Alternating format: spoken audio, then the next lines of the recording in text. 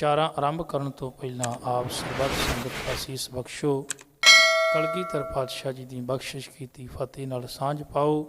ਕੋਈ ਰਸਨਾ ਵਾਂਝੀ ਨਾ ਰਵੇ।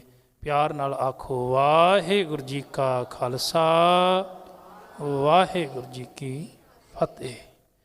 ਦੁਨੀਆ ਦੇ ਅੰਦਰ ਬੇਅੰਤ ਰਹਿਬਰ ਜਿਹੜੇ ਹਨ ਉਹ ਆਏ ਨੇ। ਕਿੰਨੇ ਰਿਸ਼ੀ ਆਏ, ਕਿੰਨੇ ਔਲੀਏ, ਕਿੰਨੇ ਅਵਤਾਰ, ਕਿੰਨੇ ਪੈਗੰਬਰ, ਕਿੰਨੇ ਗੁਰੂ। ਪਰ ਜਦੋਂ ਆਪਾਂ ਦਸ਼ਮੇਸ਼ ਪਿਤਾ ਕਲਗੀਧਰ ਮਹਾਰਾਜ ਪਾਤਸ਼ਾਹ ਜੀ ਦੇ ਇਤਿਹਾਸ ਦੀ ਗੱਲ ਕਰਦੇ ਹਨ, ਕਈ ਵਾਰ ਮਨੁੱਖ ਜਿਹੜਾ ਹੈ ਉਹ ਆਪਣੇ ਗੁਰੂ ਦੀ ਵਡਿਆਈ ਬਹੁਤ ਕਰਦਾ ਹੈ, ਕਿਉਂਕਿ ਜਿਹੜਾ ਆਪਣਾ ਹੁੰਦਾ ਮਨੁੱਖ ਉਹਨੂੰ ਚੰਗਾ ਕਹਿੰਦਾ। ਆਪਣੇ ਧਰਮ ਨੂੰ, ਆਪਣੇ ਗੁਰੂ ਨੂੰ, ਆਪਣੇ ਮਜ਼ਹਬ ਨੂੰ, ਆਪਣੀ ਕੌਮ ਨੂੰ ਹਰ ਕੋਈ ਚੰਗਾ ਕਹਿੰਦਾ, ਕੋਈ ਮਾੜਾ ਨਹੀਂ ਕਹਿੰਦਾ। ਇੱਥੇ ਤਾਂ ਕੁਝ ਕੁ ਬਾਬੇ ਉਹ ਵੀ ਨੇ ਜਿਹੜੇ ਆ ਜੇਲ੍ਹਾਂ ਵਿੱਚ ਪਏ ਨੇ, ਉਹਨਾਂ ਨੂੰ ਮੰਨਣ ਵਾਲੇ ਵੀ ਅਜੇ ਕਹਿੰਦੇ ਨੇ ਸਾਡੇ ਬਾਬੇ ਵਧੀਆ ਨੇ। ਕੋਈ ਨਹੀਂ ਮਾੜਾ ਕਹਿੰਦਾ, ਆਪਣੇ ਨੂੰ ਹਰ ਕੋਈ ਚੰਗਾ ਕਹਿੰਦਾ। ਪਰ ਕਿਸੇ ਵਿਅਕਤੀ ਦੀ ਜਾਂ ਕਿਸੇ ਖਾਸ ਸ਼ਖਸੀਅਤ ਦੀ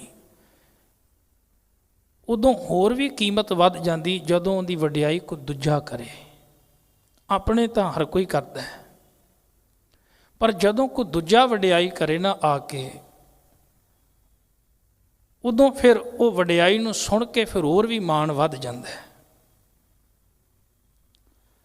ਧੰਨ ਗੁਰੂ ਗੋਬਿੰਦ ਸਿੰਘ ਮਹਾਰਾਜ ਸੱਚੇ ਪਾਤਸ਼ਾਹ ਜੀ ਦੀ ਵਡਿਆਈ ਕੇਵਲ ਸਿੱਖ ਹੀ ਨਹੀਂ ਕਰਦਾ, ਕੇਵਲ ਸਿੱਖ ਵਿਦਵਾਨ ਜਾਂ ਸਿੱਖ ਕਥਾਵਾਚਕ ਜਾਂ ਸਿੱਖ ਗਿਆਨੀ ਜਾਂ ਸਿੱਖ ਵਿਦਵਾਨ ਫਿਲਾਸਫਰ ਹੀ ਨਹੀਂ ਵਡਿਆਈ ਕਰਦੇ। ਕਲਗੀਧਰ ਪਾਤਸ਼ਾਹ ਜੀ ਦੀ ਵਡਿਆਈ ਜਿਹੜੀ ਹੈ ਦੁਨੀਆ ਦੇ ਮਹਾਨ ਫਿਲਾਸਫਰਾਂ ਨੇ ਕੀਤੀ ਹੈ।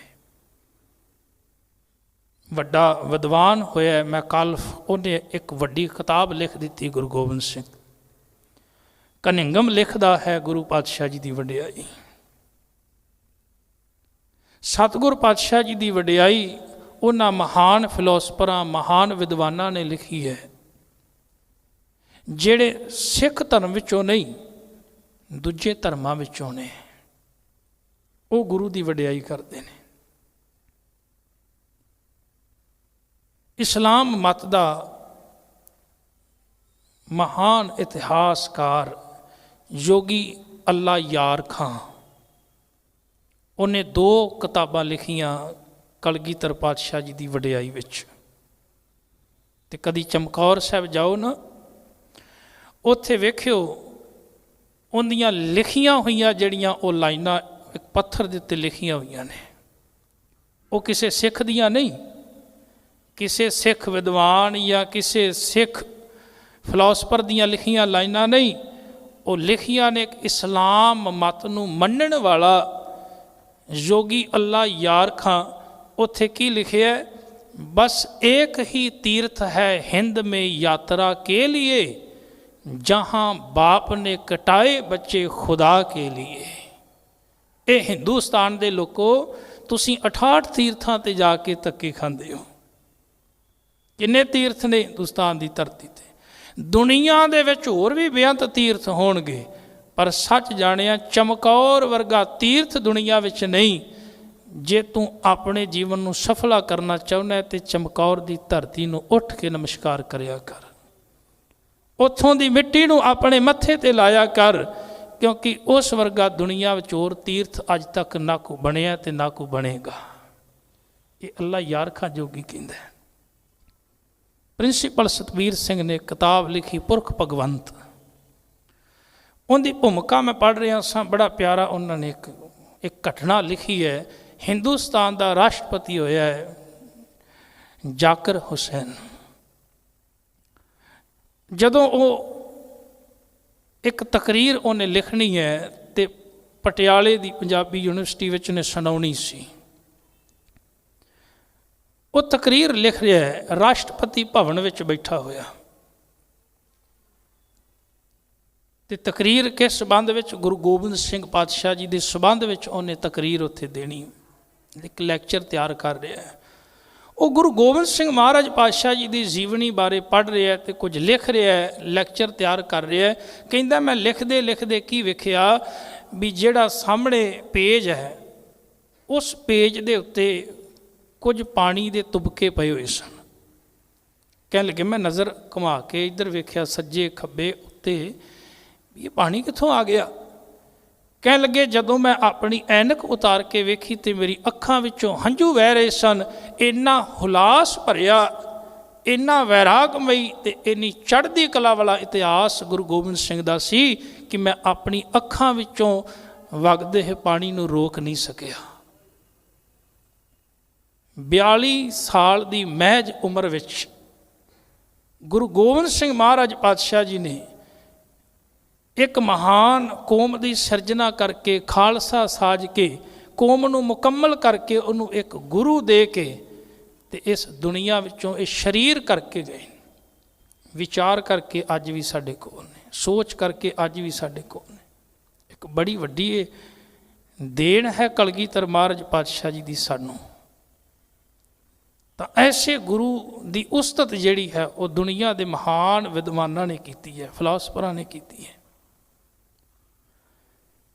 ਇੱਕ ਥਾਂ ਤੇ ਅੱਲਾ ਯਾਰ ਖਾਂ ਜੋਗੀ ਲਿਖਦਾ, ਉਹ ਕਹਿੰਦਾ ਜਿੱਦਣ ਦੁਨੀਆ ਸਾਰੀ ਦੀ ਸਾਰੀ ਦੁਨੀਆ ਤੇ ਇਹਨਾਂ ਦੇ ਮਹਾਨ ਜਿਹੜੇ ਪ੍ਰਚਾਰਕ ਨੇ ਜਾਂ ਫਿਲਾਸਫਰ ਨੇ, ਵਿਦਵਾਨ ਨੇ ਜਾਂ ਉਹਨਾਂ ਦੇ ਪੁਜਾਰੀ ਨੇ, ਜਿੱਦਣ ਉਹ ਸਹੀ ਮਾਇਨੇ ਵਿੱਚ ਈਰਖਾ ਤੋਂ ਪਿੱਛੇ ਹੋ ਕੇ ਜਾਂ ਕਹਿ ਲਓ ਈਰਖਾ ਤੋਂ ਉੱਤੇ ਉੱਠ ਕੇ, ਸਾਰੇ ਧਰਮਾਂ ਦੇ ਲੋਕ ਜਿੱਦਣ ਇਹ ਈਰਖਾ ਦੇ ਵਿੱਚੋਂ ਉੱਤੇ ਉੱਠ ਕੇ ਸਹੀ ਵਿੱਚ ਇਨਸਾਫ ਕਰਨਗੇ ਨਾ, ਸੱਚ ਜਾਣਿਓ ਉਦਣ ਗੁਰੂ ਗੋਬਿੰਦ ਸਿੰਘ ਮਹਾਰਾਜ ਪਾਤਸ਼ਾਹ ਜੀ ਵਰਗਾ ਦੁਨੀਆ ਵਿੱਚ ਤੁਹਾਨੂੰ ਕੋਈ ਰਹਿਬਰ ਨਹੀਂ ਮਿਲੇਗਾ। इंसाफ करे जी में जमाना तो यकीन है, कह दो गुरु गोविंद सिंह का सानी ही नहीं है। करतार की सौगंध है, नानक की कसम है, जितनी भी हो तारीफ वो गोविंद की कम है। सच जानियो कह लगे मैं उस मालिक की सौं खा के कहना, मैं नानक नूं हाज़र नाज़र होके कसम खाना आ जिन्नी मैं तारीफ करा गुरु गोबिंद सिंह दी वो घट है। एक इस्लाम मत नूं मनण वाला कह रहा है। एक आचार्य होया है लाला दौलत राय, आचार्य बहुत उच्च कोटि का विद्वान भी होया है, सनातनी मत नूं मनण वाला है। इन्हां गुरु गोबिंद सिंह पातशाह जी की वडियाई लगा लिखण। ये लिखदा भी मैं जदों किताब लिख ली ना, मैनूं किन्ने दिन लग गए भी मैं इस किताब का नाम की रखां। भी ये जो मैं बुक लिखी है, किताब लिखी है, इहदा नाम की लिखा, मैनूं कई दिन सोचदियां ही लंघ गए। इन्नी वड्डी शख्सियत गुरु गोबिंद सिंह ते बाद विच उहने फिर लिखिया सतगुर सच्चे पातशाह जी दी साहिबे कमाल गुरु गोबिंद सिंह। सो ऐसे महान गुरु की वडियाई अज आपां कर रहे हैं। सरबंस दानी अमृत के दाते धन गुरु गोबिंद सिंह सच्चे पातशाह सन 1704 मई का महीना है। 10 लाख की फौज जिन्हें आनंदपुर नूं घेरा पा लिया। हुण सोचोगे भी 10 लाख की फौज किवें? दिल्ली की शाही फौज औरंगजेब की, उत्थों हुक्म हुंदा है औरंगजेब का सूबेदार वजीर खान नूं सरहंद, उनकी फौज, उनका अगों हुक्म हुंदा है लाहौर की शाही फौज जबरदस्त खान नूं। कुछ गुज्जर ते कुछ रंगड़ इन्हां दी फौज ये इस मनशे नाल रले सन भी आपां आनंदपुर नूं लुटांगे, जो होवेगा साडा है। क्योंकि आनंदपुर एक नगर वसाया गुरु पातशाह जी ने। तीसरा 22 धार दे पहाड़ी राजे भीम चंद का पुत्र अजमेर चंद ते इन्हें होर राजियां नूं नाल ला के ते 10 लाख की वड्डी फौज ते आनंदपुर नूं पा लिया घेरा। हुण 3 तरीकिਆਂ ਦੇ ਨਾਲ जंगां ਜਿਹੜੀਆਂ ਕੀਤੀਆਂ ਜਾਂਦੀਆਂ ਨੇ। ਜਾਂ तो विचार दे नाल, या फिर गुरु प्यार वालिओ हथियार दे नाल, ते या फिर आहार। ये तीन तरीके होंदे ने जंग दे। या तो विचार दे नाल मसला हल हो जाए तो जंगां टल जांदियां ने। विचार वो पहलां ही मनण लई तैयार नहीं सन। दूसरा, हथियारां नाल उन्हां लड़ाइयां बड़ियां करके वेख लईआं। कई वार गुरु गोबिंद सिंह नाल जंगां होईआं। पहली जंग मैं कल ही जिक्र किया, भंगानी की जंग हुई। कई जंगां हमले किए पर हर वार वो हारदे रहे ते हथियार नाल गल ना बनी।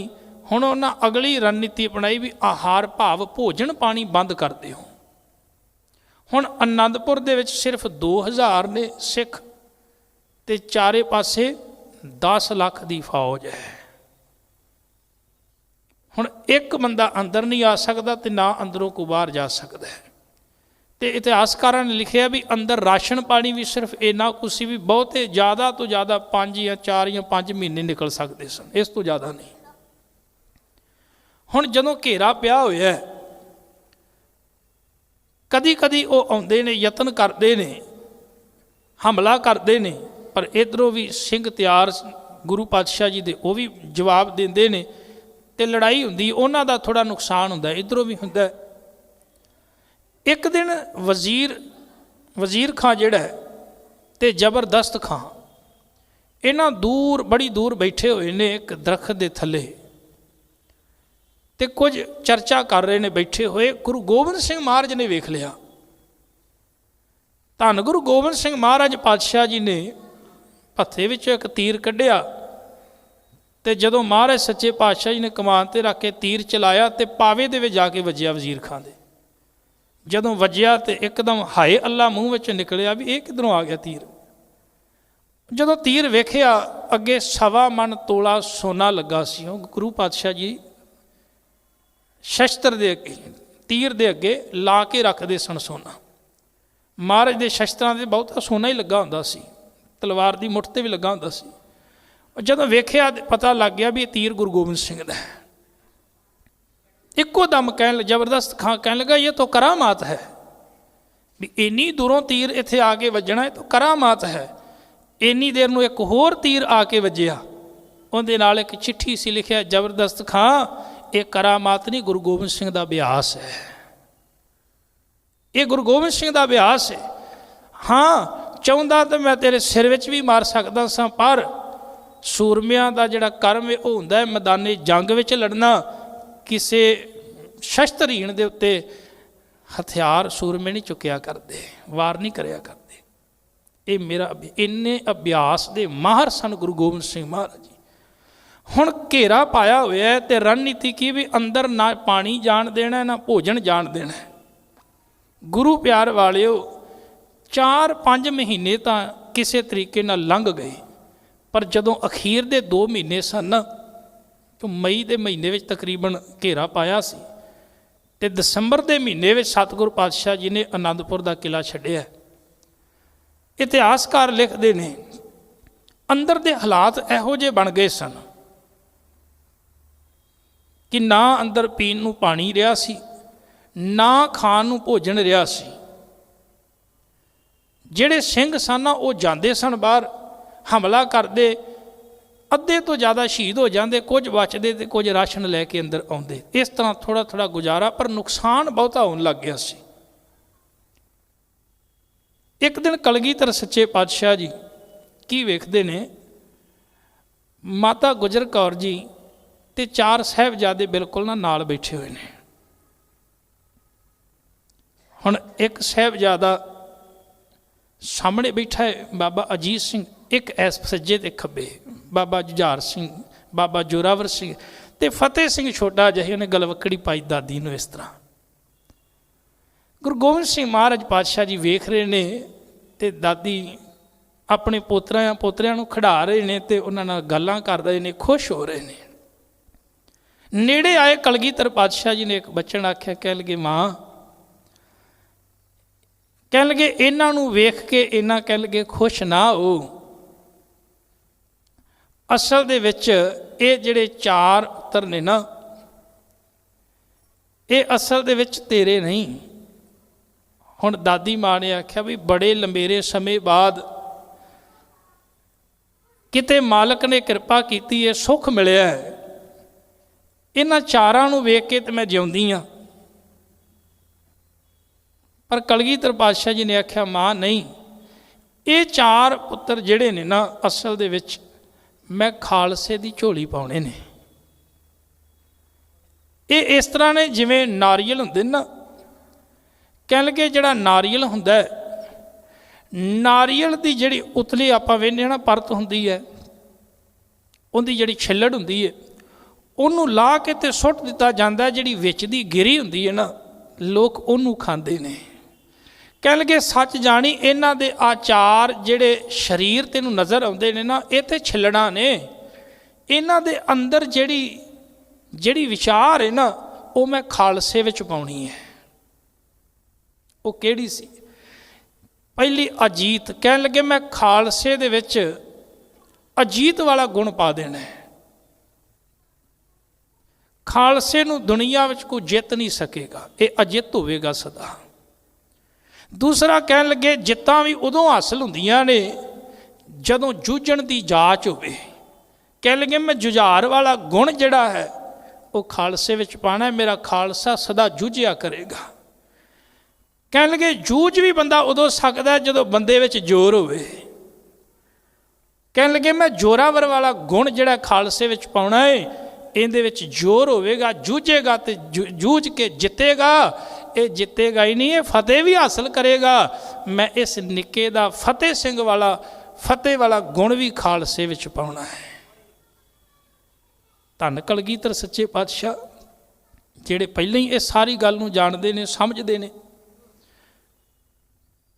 ਕਹਿ ਲੱਗੇ ਖੈਰ ਦਾਦੀ ਨੇ ਲਾਡ ਲੜਾਇਆ ਬੱਚਿਆਂ ਨੂੰ, ਨਾਲ ਬਚਨ ਆਖਿਆ। ਕਹਿ ਲੱਗੇ ਤੁਹਾਡੇ ਬਚਨ ਤੁਸੀਂ, ਤੁਹਾਡੀਆਂ ਬੁਝਾਰਤਾਂ ਤੁਸੀਂ ਸਮਝਦੇ ਹੋ, ਪਰ ਇਸ ਗੱਲ ਦਾ ਪਤਾ ਨਹੀਂ ਸੀ ਵੀ ਆਉਣ ਵਾਲੇ ਸਮੇਂ ਵਿੱਚ ਕਿਹੋ ਜਿਹੀ ਸਿਚੁਏਸ਼ਨ ਬਣਨ ਵਾਲੀ। ਇੱਕ ਹੋਰ ਘਟਨਾ ਬੜੀ ਪਿਆਰੀ ਯਾਦ ਆਈ ਮੈਨੂੰ।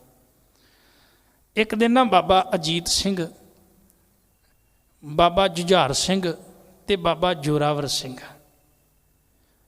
ਇਹ ਤਿੰਨੋਂ ਨਾ ਸ਼ਸਤਰ ਦਾ ਅਭਿਆਸ ਪੇ ਕਰਦੇ ਸਨ। ਬਾਬਾ ਫਤਿਹ ਸਿੰਘ ਬੜੇ ਛੋਟੇ ਜਿਹੇ ਸਨ। ਇੱਕ ਗੱਲ ਯਾਦ ਰੱਖਿਓ, ਬਾਬਾ ਫਤਿਹ ਸਿੰਘ ਦਾ ਜਿਹੜਾ ਜਨਮ ਹੈ ਨਾ, ਉਹ ਸਨ 1699 ਫਰਵਰੀ ਦੇ ਮਹੀਨੇ ਵਿੱਚ ਹੋਇਆ। ਕੇਵਲ ਖਾਲਸਾ ਸਾਜਣ ਤੋਂ 2 ਮਹੀਨੇ ਪਹਿਲਾਂ।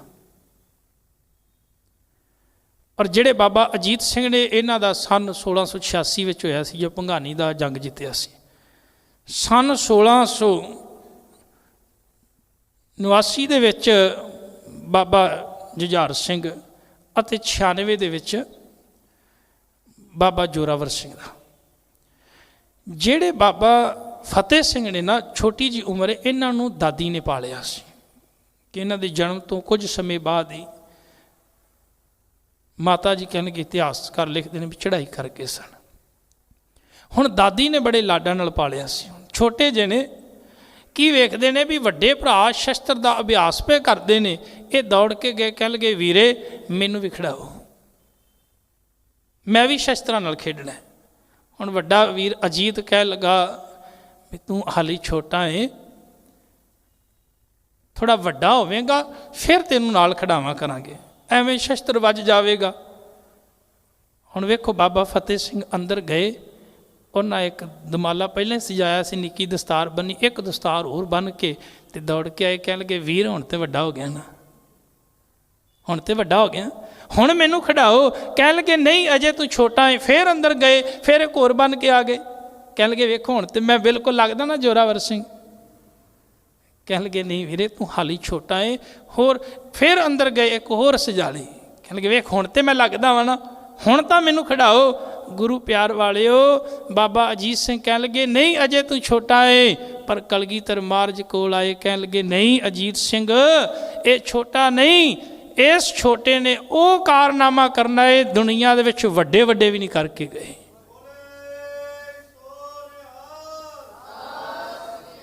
ਛੋਟੇ ਨੇ ਉਹ ਕਾਰਜ ਕਰ ਜਾਣਾ। ਔਰ ਸੱਚ ਜਾਣਿਓ, ਬਾਬਾ ਫਤਿਹ ਸਿੰਘ ਨੇ ਉਹ ਜੋ ਦਸਤਾਰਾਂ ਸਜਾਈਆਂ ਸਨ, ਕਲਗੀਧਰ ਮਹਾਰਾਜ ਨੇ ਆਖਿਆ ਸੀ, ਕਹਿਣ ਲੱਗੇ ਮੇਰਾ ਸਿੱਖ 3-3 4-4 ਦਸਤਾਰਾਂ ਸਜਾਇਆ ਕਰੇਗਾ, ਨਿਹੰਗ ਸਿੰਘ ਜਿਹੜੇ ਨੇ ਨਾ, ਇਹ ਸੰਪਰਦਾ ਉੱਥੋਂ ਹੀ ਤੁਰੀ ਹੈ। ਨੀਲਾ ਬਾਣਾ, ਨੀਲੀਆਂ ਦਸਤਾਰਾਂ, ਵੇਖਿਆ ਨਿਹੰਗ ਸਿੰਘ ਕਿੰਨੀਆਂ ਕਿੰਨੀਆਂ ਦਸਤਾਰਾਂ ਸਜਾਉਂਦੇ ਨੇ। ਇਹ ਬਾਬਾ ਫਤਿਹ ਸਿੰਘ, ਉਸ ਦਿਨ ਤੋਂ ਇਹ ਜਿਹੜੀ ਹੈ ਸੰਪਰਦਾ ਸ਼ੁਰੂ ਹੋਈ ਸੀ।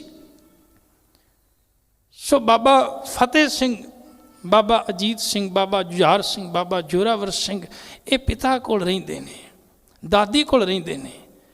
ਹਾਲਾਤ ਐਸੇ ਬਣ ਗਏ ਅੰਦਰ ਦੇ, ਨਾ ਪਾਣੀ ਹੈ ਨਾ ਕੁਛ, ਪ੍ਰਸਾਦੀ ਹਾਥੀ ਤੜਫ ਤੜਫ ਕੇ ਮਰ ਗਿਆ। ਸਿੱਖ ਭੁੱਖ ਦੇ ਨਾਲ, ਕਈ ਰੋਗ ਦੇ ਨਾਲ ਮਰਨ ਲੱਗ ਪਏ। ਤੇ ਗੁਰੂ ਪਿਆਰ ਵਾਲਿਓ, ਇੱਧਰੋਂ ਜਿਹੜਾ ਦੁਸ਼ਮਣ ਹੈ ਉਹ ਵੀ ਹੁਣ ਅੱਤ ਦੀ, ਜਦੋਂ ਬਾਹਰ ਠੰਡ, ਪਹਿਲਾਂ ਤੇ ਗਰਮੀ ਸੀ, ਪਰ ਹੁਣ ਤੁਹਾਨੂੰ ਪਤਾ ਵੀ ਹੁਣ ਸਰਦੀਆਂ ਜਿਹੜੀਆਂ ਨੇ ਪੰਜਾਬ ਦੇ ਵਿੱਚ, ਹੁਣ ਤਾਂ ਫਿਰ ਵੀ ਘੱਟ ਹੁੰਦੀਆਂ ਨੇ, ਪਹਿਲਾਂ ਬਹੁਤ ਜ਼ਿਆਦਾ ਹੁੰਦੀਆਂ ਸਨ। ਵੱਡੇ ਬਜ਼ੁਰਗ ਕਹਿੰਦੇ ਸਨ ਕੋਹਰਾ ਪੈਂਦਾ ਹੁੰਦਾ ਸੀ, ਬਰਫ਼ ਜੰਮ ਜਾਂਦੀ ਸੀ, ਪਾਣੀ ਜੰਮ ਜਾਇਆ ਕਰਦਾ ਹੁੰਦਾ ਸੀ, ਟੋਇਆਂ ਤੇ ਟੋਬਿਆਂ ਵਿੱਚ ਪਾਣੀ ਜੰਮਿਆ ਹੁੰਦਾ ਸੀ, ਇੰਨੀ ਕਹਿਰ ਦੀ ਠੰਡ ਹੁੰਦੀ ਸੀ। ਹੁਣ ਉਹ ਜਦੋਂ ਜਿਹੜੀ ਬਾਹਰ ਵਾਲੀ ਫੌਜ ਸੀ, ਹੁਣ ਇਹ ਤੇ ਅੰਦਰ ਸਨ ਕਿਲੇ ਦੇ ਵਿੱਚ, ਇੰਨੀ ਠੰਡ ਨਹੀਂ ਸੀ, ਪਰ ਬਾਹਰ ਤੇ ਹਵਾਵਾਂ ਵਗਦੀਆਂ, ਤੰਬੂ ਲੱਗੇ ਸਨ ਉਹਨਾਂ ਦੇ। ਹੁਣ ਜਦੋਂ ਉਹਨਾਂ ਨੂੰ ਮੁਸ਼ਕਲ ਲੱਗੀ ਬੰਨ, ਤੇ ਉਹਨਾਂ ਆਖਿਆ ਵੀ ਕੀ ਕਰੀਏ, ਵੀ ਸਾਨੂੰ ਤੇ 7-8 ਮਹੀਨੇ ਹੋ ਗਏ ਘੇਰਾ ਪਾਇਆ ਨੂੰ, ਗੱਲ ਬਣ ਨਹੀਂ ਰਹੀ। ਉਹਨਾਂ ਨੇ ਫਿਰ ਅਗਲੀ ਰਣਨੀਤੀ ਅਪਣਾਈ। ਉਹਨਾਂ ਕੀ ਕੀਤਾ, ਇਤਿਹਾਸਕਾਰ ਲਿਖਦੇ ਨੇ, ਕੁਝ ਪਹਾੜੀ ਰਾਜਿਆਂ ਨੇ ਕੁਝ ਗੀਤਾ ਰਮਾਇਣ ਦੇ ਸ਼ਲੋਕ ਲਿਖ ਕੇ, ਆਟੇ ਦੀ ਗਊ ਬਣਾ ਕੇ, ਉਹਨਾਂ ਨੇ ਥਾਲ ਵਿੱਚ ਰੱਖ ਕੇ ਤੇ ਆਪਣੇ ਪੁਰੋਹਿਤ ਨੂੰ ਘੱਲਿਆ ਅੰਦਰ। ਇੱਧਰੋਂ ਇਸਲਾਮ ਮਤ ਵਾਲਿਆਂ ਨੇ ਕੁਰਾਨ ਸ਼ਰੀਫ ਦੀਆਂ ਆਇਤਾਂ ਲਿਖੀਆਂ, ਔਰੰਗਜ਼ੇਬ ਦੀ ਚਿੱਠੀ, ਰਾਜਿਆਂ ਦੀਆਂ ਚਿੱਠੀਆਂ, ਇਸਲਾਮ ਦੇ ਜਿਹੜੇ ਸੂਬੇਦਾਰ ਨੇ, ਨਵਾਬ ਨੇ, ਉਹਨਾਂ ਦੀਆਂ ਚਿੱਠੀਆਂ।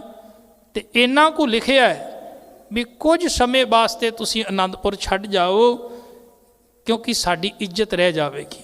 ਦੁਨੀਆ ਕਹੇਗੀ ਵੀ ਤੁਹਾਡੇ ਕੋਲੋਂ 7-8 ਮਹੀਨਿਆਂ ਵਿੱਚ ਵੀ ਗੁਰੂ ਗੋਬਿੰਦ ਸਿੰਘ ਅਨੰਦਪੁਰ ਤੋਂ ਕਿਲ੍ਹਾ ਤੁਸੀਂ ਖਾਲੀ ਨਹੀਂ ਕਰਾ ਸਕੇ, ਫੜ ਨਹੀਂ ਸਕੇ ਜਿਉਂਦਾ, ਤਾਂ ਘੱਟੋ ਘੱਟ ਸਾਡੀ ਇੱਜ਼ਤ ਰਹਿ ਜਾਵੇਗੀ।